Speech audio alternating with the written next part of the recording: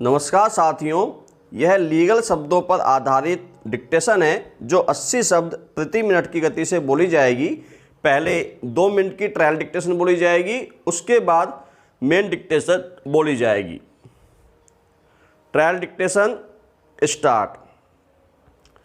आस्था की यह सदियों से पुरानी परंपरा यहाँ के आदिवासियों, पिछड़े वर्गों, अनेक जातियों एवं जनजातियों में ऐसे लोक देवताओं, भोमियाओं, पीरों, पैगंबरों आदि में श्रद्धा की प्रथाएं गहरी बैठ गई, जो मूलतः किसी चमत्कार के कारण अलौकिक शक्तिशाली माने गए होंगे, किंतु बाद में न केवल देवता की तरह पूजे जाने वाले बल्कि किसी प्राचीन देवता के साथ उनका तादात्म्य स्थापित कर उन्हें उसका अवतार भी माना जाने लगा।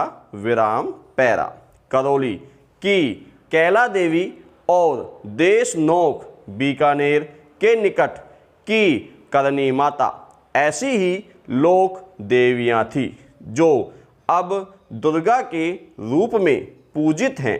विराम। इनकी मान्यता श्रद्धालुओं में इतनी है कि सवाई माधोपुर, हिंडौन, करौली आदि के गुजरों में तथा अन्य वर्गों में भी पुत्र प्राप्ति और सौभाग्य के लिए कैला देवी का आशीर्वाद अक्षीर माना जाता है। कनक दंडवत पूरे मार्ग में साष्टांग प्रणाम करते हुए मंदिर तक जाना की प्रथा भी इस मंदिर की विशेष परंपरा है। विराम। करनी माता चारणों की लोक देवी थी, किंतु अब अन्य वर्ग भी इन्हें दुर्गा के अवतार के रूप में पूजते हैं। विराम। मेन डिक्टेशन ठीक 5 सेकंड बाद स्टार्ट होगी। स्टार्ट।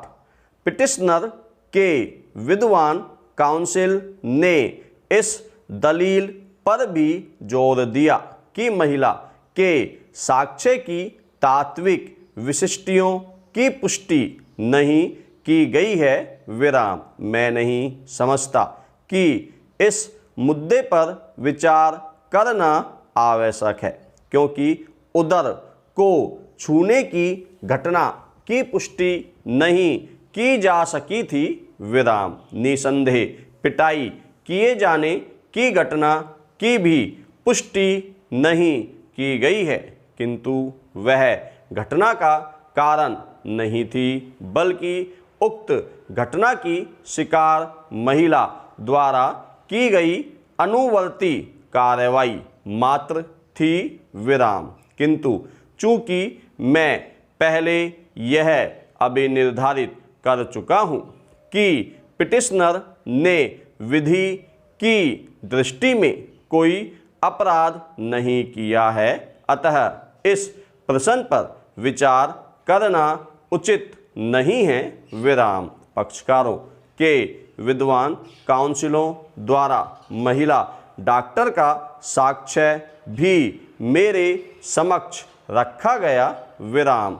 उसने यह कथन किया था कि उसने इस घटना के बारे में अपने संबंधियों को पत्र लिखने के सिवाय किसी को कोई सूचना नहीं दी थी।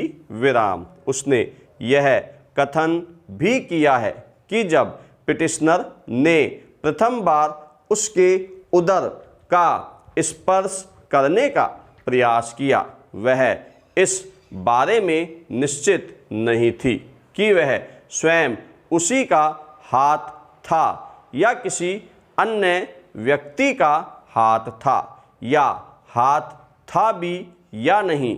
विराम। उसने यह कथन भी किया कि वह पुल ओवर पहने हुए थी, क्योंकि वह सर्दी की रात थी विराम। यहाँ यह बताना भी उचित होगा कि उसने डॉक्टर मिश्र नामक एक व्यक्ति से यह कहा था कि पीछे बैठे पुलिस अधिकारियों में से एक पुलिस अधिकारी ने उसके नितंब या पृष्ठ भाग पर हाथ रखा था विराम। उक्त महिला ने इस बात से इनकार किया कि उसने डॉक्टर मिश्र के समक्ष ऐसा कोई कथन किया था विराम।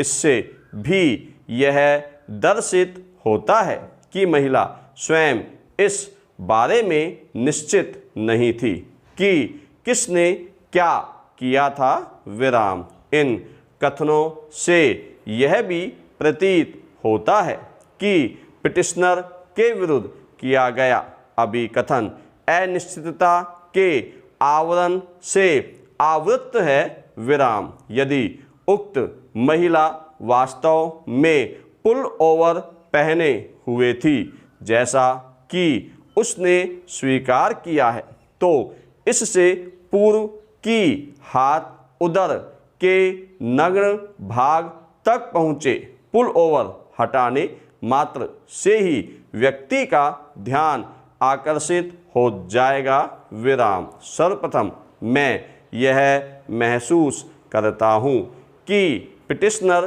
द्वारा उदर के स्पर्श किए जाने का कार्य युक्तियुक्त संदेह से परे साबित नहीं किया गया है, और दूसरे यदि उसने उदर का स्पर्श किया भी था वह पूर्णतः आकस्मिक था, क्योंकि पूर्वोक्त कथनों को देखते हुए प्रथम घटना पूर्णतः संदिग्ध हो गई, और चूंकि महिला के शरीर का स्पर्श केवल एक बार किया गया था, इसलिए ऐसा प्रतीत होता है कि वह पूर्णतः आकस्मिक था विराम पैरा। जैसा कि पहले ही बताया जा चुका है, मेरे इस मत का इस तथ्य से समर्थन होता है कि यह साबित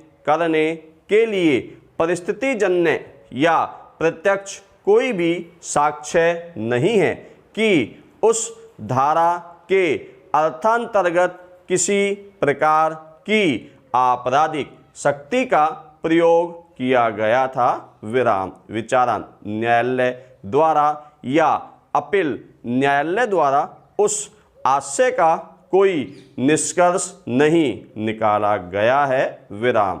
निसंदेह ऐसे निष्कर्ष के बिना दोष सिद्धि को कायम नहीं रखा जा सकता है विराम। धन्यवाद साथियों।